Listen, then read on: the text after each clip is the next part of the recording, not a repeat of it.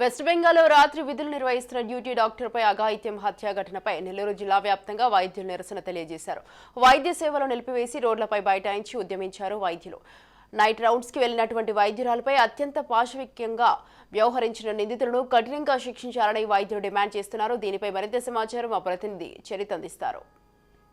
మహిళా లోకం తలదించుకునేలా ఒక వైద్యురాలపై అఘాయిత్యం పడింది. ఈరోజు వెస్ట్ బెంగాల్ లో జరిగినటువంటి ఈ ఘటనకి యావత్ భారతదేశంలోని డాక్టర్లందరూ కూడా విధులకు దూరమయ్యారు. అత్యవసర సర్వీసులు మినహా మేము దీనిపై ఈ ఘటనపై మాత్రం సమగ్రమైనటువంటి విచారణ జరగాలని, వైద్యులకే కాదు మహిళలకి కూడా భద్రత ఉండాలంటూ కూడా వాళ్ళు బేటీ పడావో కాదు బేటీ బచావో అన్నట్టు ఉండే పరిస్థితి. ఈ రోజు ఇక్కడ డాక్టర్లు మన ముందు ఉన్నారు. సార్ చెప్పండి, జరిగినటువంటి ఘటన ఎలా వివరిస్తున్నారు? అత్యంత దుర్మార్గమైన చర్యగా మేము భావిస్తున్నాము. సభ్య సమాజం సిగ్గుపడే విధంగా ఈరోజు ఒక మహిళా డాక్టర్ని కలకత్తాలో ఉండే ఒక మెడికల్ కాలేజీలో నైట్ డ్యూటీలో ఉండి డ్యూటీ చేసుకుని నైట్ డ్యూటీలో రెస్ట్ చేసుకునే సమయంలో దుండగులు అక్కడికి వచ్చి సామూహికంగా అత్యాచారం చేసి హత్య చేయడం జరిగింది.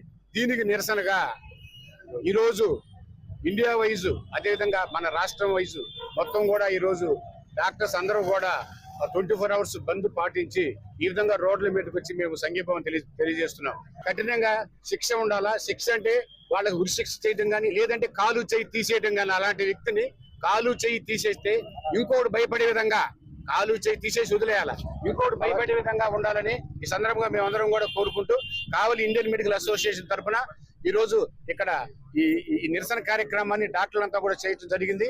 దీంట్లో భాగంగా ఈ రోజు మొత్తం కూడా హాస్పిటల్స్ అన్ని కూడా బంద్ చేశాము. క్లినిక్స్ కానీ గవర్నమెంట్ హాస్పిటల్ ఏరియా క్లినిక్స్ కానీ అందరూ కూడా బంద్ చేయడం జరిగింది.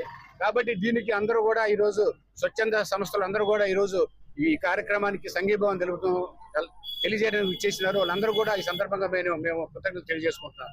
అలాగే ఒక మహిళా డాక్టర్ ని శిక్షారహితంగా జరిగినటువంటి ఈ దుర్మార్గమైనటువంటి ఘటన పట్ల మీరు ఎలా స్పందించబోతున్నారు? అంటే పూర్తిగా అంటే ఈ జరిగినటువంటి ఘటన పట్ల అయితే ఒక సీనియర్ వైద్యులుగా మీరు ఎలా స్పందిస్తారు? ఆడపిల్ల ఒంటరిగా ఏ రోజైతే అర్ధరాత్రి నిర్భయంగా నడుస్తుందో ఆ రోజే మన దేశానికి స్వాతంత్రం వచ్చినట్టు అని మన మహాత్మా గాంధీ ఆనాడు తెలిపారు. కానీ అర్ధరాత్రి నడివీధిలో కాదు 4 గోడల మధ్యన ఉన్నా కూడాను ఆడపిల్లకి రక్షణ లేదు అనేటటువంటి నిజం ఈ రోజు అందరికీ తెలిసింది. దేశం యావత్తు కూడాను ప్రత్యక్షంగా చూస్తుంది. ఒక డ్యూటీలో ఉన్నటువంటి మహిళా డాక్టర్ ని అతి దారుణంగా అత్యాచారం చేసి హత్య చేయడం అనేటువంటిది పూర్తిగా అందరం కూడా ఖండిస్తూ దోషులకి కఠినమైనటువంటి శిక్ష పడాలని అందరం కూడాను కోరుకుంటున్నాం. ఆమెపై అత్యాచారం జరిగింది. అది ఎంతో పాశవికంగా అమానుషంగా జరిగింది. అటాప్సీ రిపోర్ట్ చూసినట్లయితే అసలు అన్ని గాయాలు ఉన్నాయి. కళ్ళలో నుంచి, నోట్లో నుంచి, ప్రైవేట్ పార్ట్స్ నుంచి బ్లీడింగ్ అయింది. చాలా ఫ్రాక్చర్స్ కూడా అయ్యాయి. ఇది చాలా అమానుషం.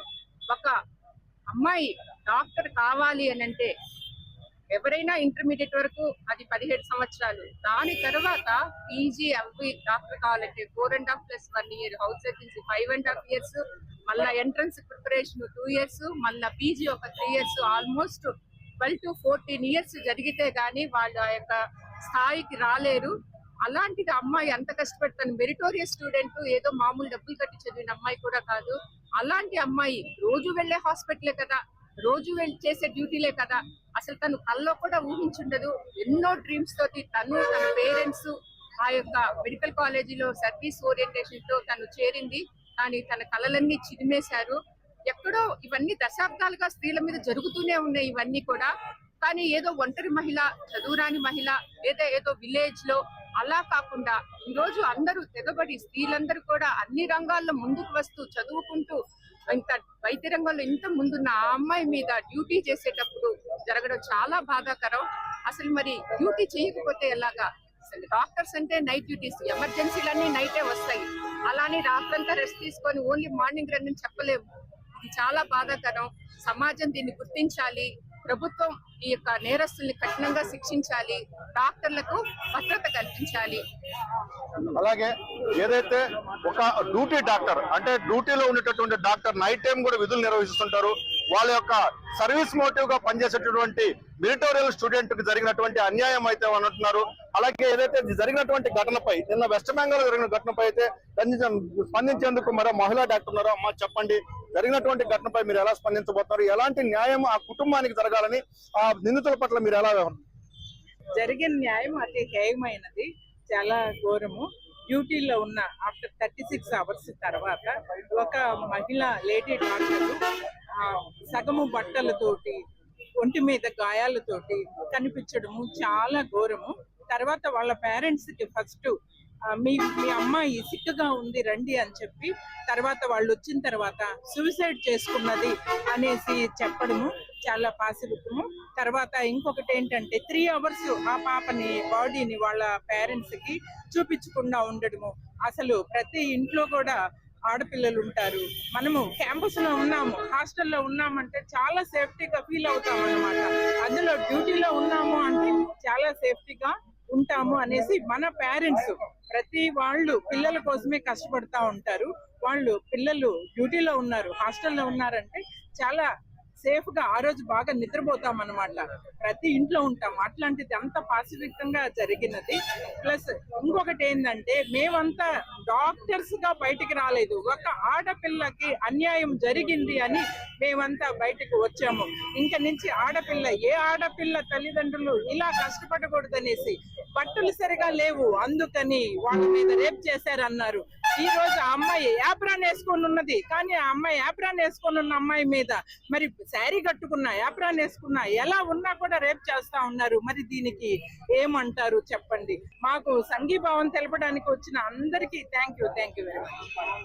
ఏదైతే వెస్ట్ బెంగాల్ జరిగినటువంటి ఘటన అత్యంత హేయమైనటువంటి ఘటనగా, అలాగే డ్యూటీలో డాక్టర్ రౌండ్స్ కి వెళ్ళినటువంటి టైంలో ఇలాంటి ఘటన జరగడము, అలాగే విద్యార్థి తల్లిదండ్రులకు ఇచ్చేటువంటి ఇన్ఫర్మేషన్ కూడా, అంటే మీ పాప సూసైడ్ చేసుకుంది అనేటటువంటి ఇన్ఫర్మేషన్ ఇవ్వడం, ఇలాంటివన్నీ కూడా జరిగినటువంటి ప్రతి అంశం మీద కూడా క్షుణ్ణమైనటువంటి విచారణ జరగాలంటూ కూడా వైద్యులు కోరుకున్న పరిస్థితి. ఖచ్చితంగా ఏదైతే జరిగినటువంటి ఘటనపై సమగ్రమైన విచారణ జరపడంతో పాటు నిందితులకు మాత్రం శిక్ష పడాలంటూ వైద్యులు కోరుకుంటారు.